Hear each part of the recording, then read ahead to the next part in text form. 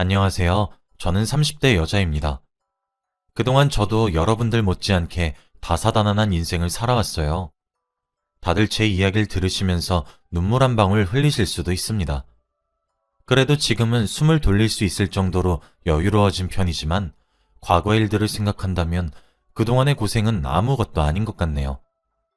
지금 생각해봐도 정말 돌아가고 싶지 않은 기억이고 지금은 정말 행복합니다. 저는 어렸을 적에 좋지 않은 가정 환경에서 자랐습니다. 아버지는 알코올 중독자였고 어머니는 술집에서 일했죠. 저는 오빠와 같이 네 가족이 한 집에서 살았는데 매일매일이 지옥이었습니다. 정말 도망치고 싶었고 아침마다 눈을 뜨는 게 싫을 정도였으니까요. 아버지는 술만 먹으시면 완전 다른 사람이 되었어요. 저와 오빠를 매일 때렸고 체력이 다 떨어져서 잠이 들기 전까진 멈추지 않았죠. 제가 초등학교에 입학을 할 때부터 맞았으니까 저희는 10년 동안 그렇게 살아왔네요. 그런데 저희 아버지만 저희 남매를 때리는 게 아니었어요. 저희 어머니도 저희에게 손찌검을 자주 했습니다. 아버지는 하루 일과 중에 스트레스 받는 일이 있으시면 저희 보고 종아리를 거두라고 했죠. 그때부터 저희는 지옥이었습니다. 오히려 학교에 있는 시간이 더 좋았고 집에 들어가기 싫었어요. 옆에서 어머니는 너희 아빠처럼 이렇게 자식들을 위하는 사람은 세상에 없다 라고 하시며 현모양처인 척을 했습니다. 아버지는 저희에게 다 훈육이고 저희를 위해서라고 포장해요. 그런데 사실은 밖에서 스트레스를 푸는 거였습니다. 저희는 아버지가 지쳐 쓰러져야 끝이 날 수 있었죠. 오빠는 매번 제가 맞을 때 저를 막아주고 아버지 보고 차라리 저를 때리라고 했지만 그럴수록 아버지는 저를 더 심하게 하셨어요. 오빠 보고는 착해 빠졌다면서 사내 놈이 그렇게 살면 안 된다고 했죠. 그리고 저한테는 넌 조금 더 맞고 이겨내는 법을 배워야 한다고 했습니다. 눈치채셨겠지만 아버지는 저보다 오빠를 더 좋아했어요. 오빠가 얼굴도 잘생기고 공부도 잘해서 학원도 공짜로 다닐 정도였습니다. 오빠가 다니는 학원이 유명해져서 보상으로 공짜로 학원을 다니니까 학비도 안 들고 주위에서 저희 부모님이 부러움을 샀거든요. 그런데 저는 오빠와 정반대였어요. 얼굴도 못생기고 공부도 전혀 못했습니다. 그러다 보니 무슨 일이 생기기만 해도 다 제 탓으로 넘기더군요. 오빠는 항상 그런 부분을 저에게 미안해했고 자기 때문에 제가 차별 대우를 당하는 것을 항상 사과했습니다. 저희 남매가 항상 차별 대우를 받으니까 저에게 학교 성적표가 나오는 날은 정말 최악인 날입니다. 부모님께 쓴소리도 들어야 하고 거기다가 오빠와 비교도 당해야 했거든요. 그뿐만이 아니었어요. 거기다가 맞아야 했습니다. 그날도 무거운 발걸음으로 성적표를 들고 집으로 왔어요. 그리고 집에 있는 가족들에게 제 성적표를 보여주었죠. 당연히 아버지는 화가 머리끝까지 나셔서 회초리를 들고 오시려고 자리에 일어나셨고 회초리가 없어진 겁니다. 아버지는 화를 내면서 회초리를 찾아다녔지만 집 어느 곳에도 없었죠. 그러다가 지치셔서는 저에게 화 한 번 내지 않으시고 어머니와 방으로 들어가셨습니다. 저는 천만다행이라고 생각했고 갑자기 사라진 회초리가 어떻게 된 건지 궁금하기도 했어요. 그런데 그날 오빠가 저에게 말해주더라고요. 자신이 그 회초리를 버렸다고 하면서 말이죠. 너무 마음이 아파서 아침에 아버지가 주무실 때 몰래 버렸다고 합니다. 오빠에게 너무 고마웠고 저는 오빠 덕분에 아버지에게 안 맞을 수 있었어요. 그런데 저희 집에는 아버지 문제가 아니라 어머니도 문제였어요. 어머니는 항상 아버지 앞에서 아버지밖에 없다는 듯이 행동합니다. 항상 애교도 부리고 우리 남편이 세계에서 제일 멋지다며 칭찬도 하죠. 그런데 아버지가 자리에 없으면 180도 태도가 변합니다. 어머니는 술집에서 일을 하시다 보니 항상 밤늦게 출근하세요. 그래서 아버지가 낮에 출근하시면 집에는 어머니와 저희밖에 없습니다. 아버지가 없으니 어머니는 다른 아저씨를 데리고 와서 저희 집에서 부부 행세를 했습니다. 그 아저씨는 아버지의 옷도 입고 신발도 신으면서 정말 저희 집 가족처럼 행동했습니다. 아버지는 이 상황을 꿈에도 모르시고요. 어머니가 저희에게 절대 말을 하지 말라고 했습니다. 그러면 저희 둘 다 집에서 쫓아낼 거라고 했죠.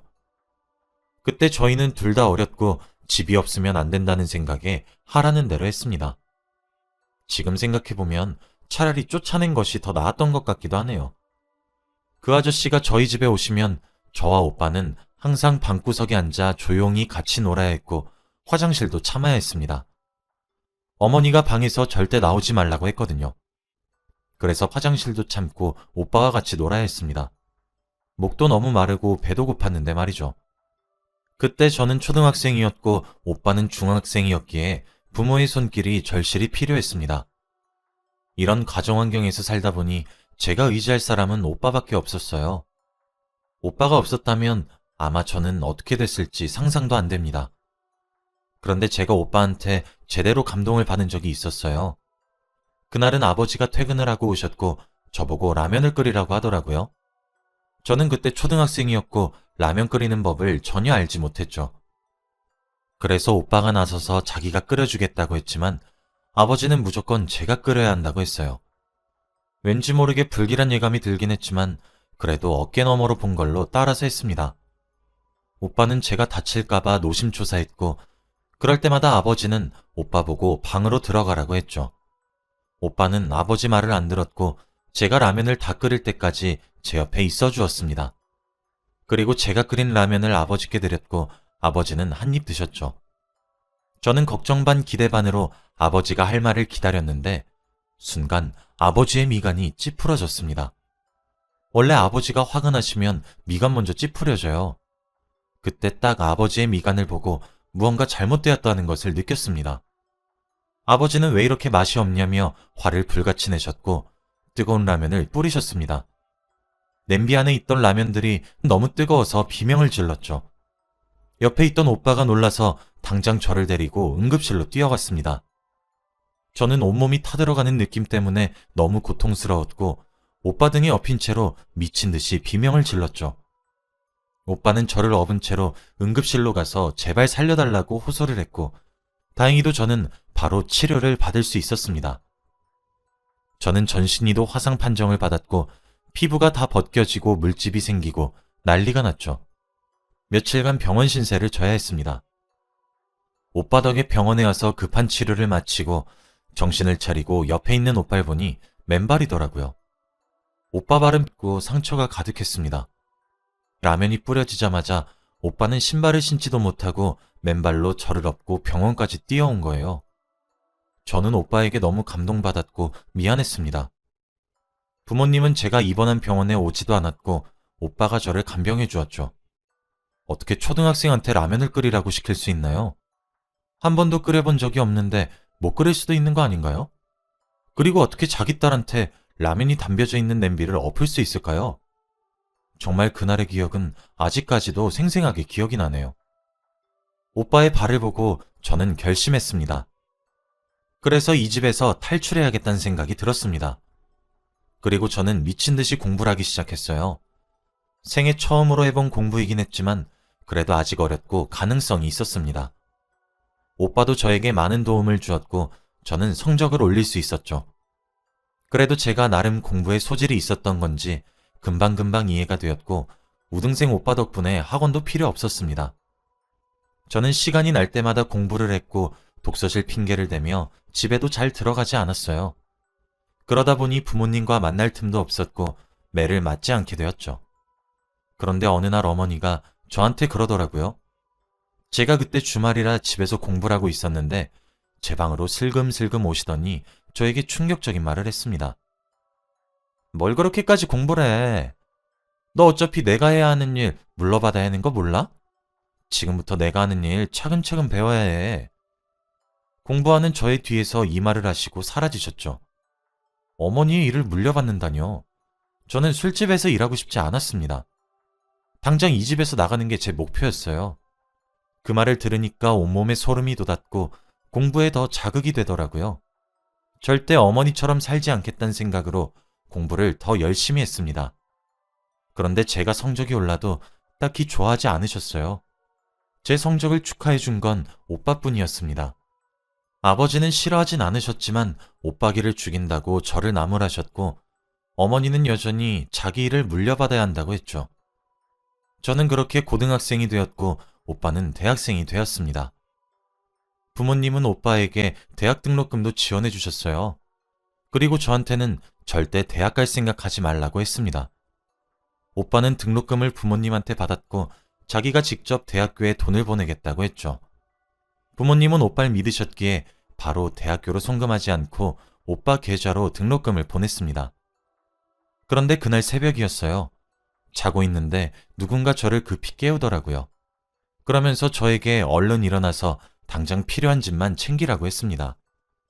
저는 잠이 덜 깨서 이게 꿈인지 현실인지 분간이 안 되더라고요. 그런데 저에게 그 말을 한 사람은 바로 오빠였습니다. 오빠는 다급한 목소리로 저에게 조용히 짐을 챙기라고 했고, 저는 오빠가 하라는 대로 했죠. 자고 있는 부모님이 깨지 않게 조심스럽게 집에서 나와 저와 오빠는 고속터미널로 향했습니다. 그리고 최대한 빠른 시간에 있는 버스를 탔어요. 저는 그때까지도 이게 무슨 상황인지 도저히 이해가 되지 않았습니다. 눈에 눈곱도 제대로 떼지 않은 채로 왔으니까요. 그리고 버스가 출발했고 저는 오빠를 쳐다봤습니다. 오빠와 제가 눈이 마주쳤고 오빠는 저를 안아주더라고요. 이제 고생 끝났어. 오빠는 이 말을 내뱉으며 눈물을 흘리고 있는 것 같았습니다. 저는 그때 이해가 되었어요. 오빠와 저는 그날 야반도주를 했습니다. 지옥 같은 집에서 드디어 탈출을 한 것이죠. 저희는 집에서 최대한 멀리 떨어진 곳에 살게 되었고 부모님은 저희에게 연락도 없었어요. 집으로 돌아올 거라고 생각했던 모양입니다. 아니면 아예 관심이 없거나 말이죠. 아무튼 저희는 그곳으로 가서 바로 직장을 구했어요.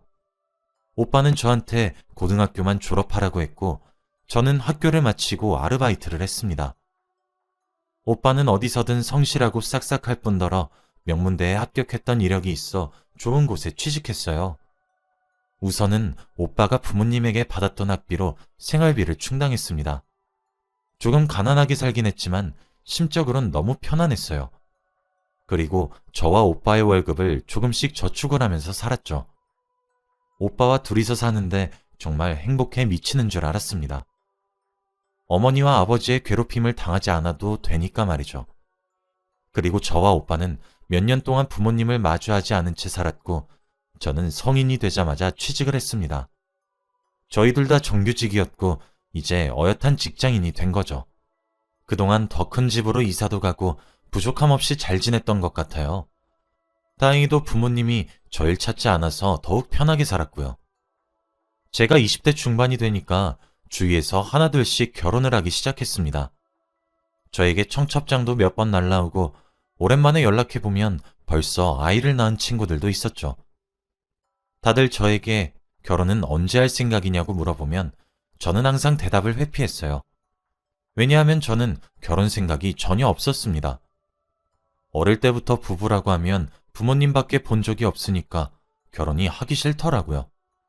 알코올 중독자 아버지와 술집에서 일하시고 다른 남자를 만나고 다니는 어머니 밑에서 자라니 결혼이라는 게 좋은 건지 잘 모르겠더라고요.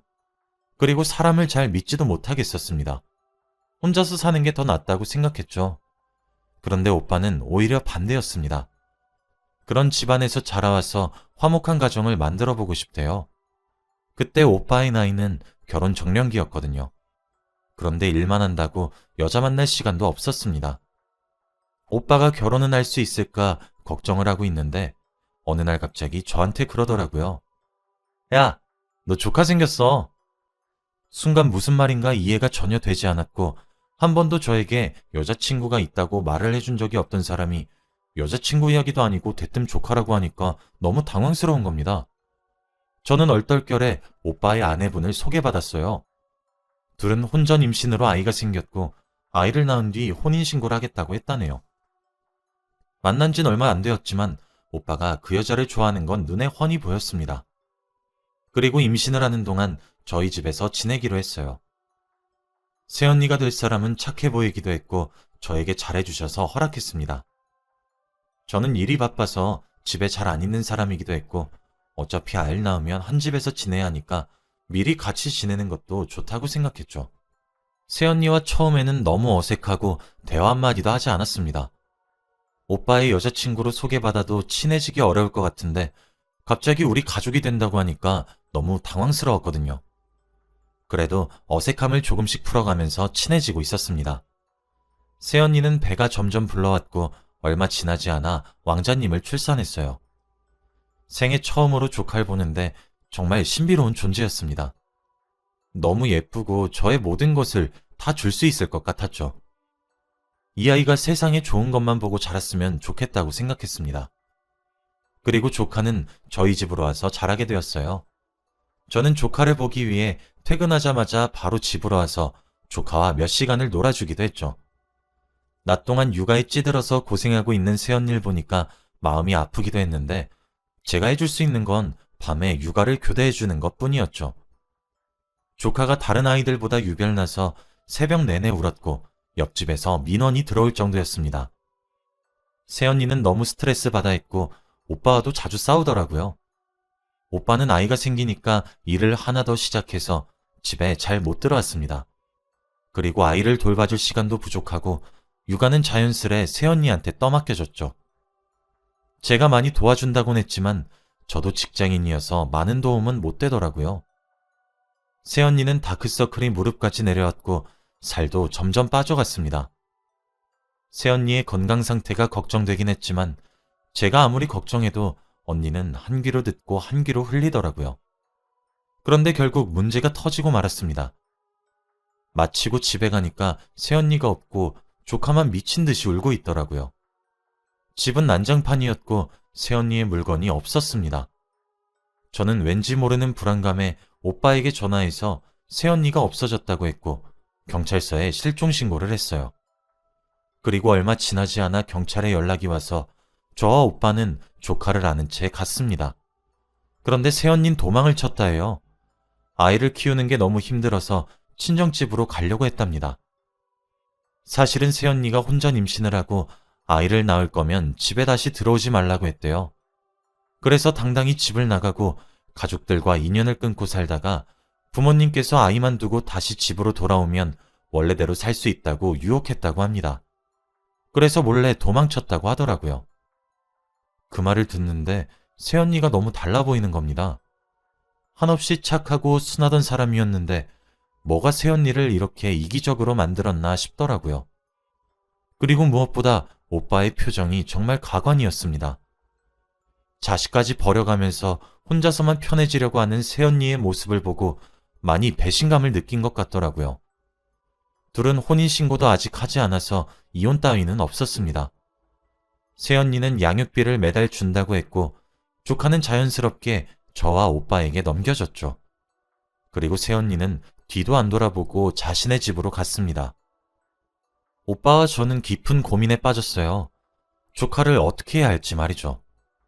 오빠는 집에서 키우고 싶다고 했지만 둘 다 일을 하고 있으니 조카를 돌봐줄 사람이 없었어요. 저는 오랜 고민 끝에 결정했어요. 제가 조카를 키워주기로 말이죠. 제 말에 다들 답답해하시고 놀라실 분들이 많겠지만 그래도 저는 제 선택에 후회하지 않아요. 오빠는 절대 그럴 수 없다고 했지만 제가 그러겠다고 고집을 피웠습니다. 저희 일이 재택근무도 가능해서 아이를 돌보면서 일을 할 수 있어요. 그래서 집에 있을 수 있었습니다. 제가 어렸을 때 오빠 때문에 얻은 게 너무 많아서 조카 돌봐주는 걸로 갚는다고 했어요. 주위에서 어차피 조카는 자기 부모님 따라간다며 다 말리며 왜 미련한 짓 하냐고 뭐라 했지만 전 후회하지 않았습니다. 저는 조카를 돌봐주게 되었고 처음엔 너무 힘들었지만 그래도 사랑스러운 조카를 보면서 다시 의지를 불태웠죠. 그렇게 몇 년이 흘렀고 지금은 어느덧 조카가 유치원생이 되었습니다.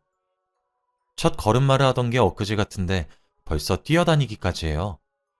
저보고 고모 하며 안길 때 정말 행복합니다.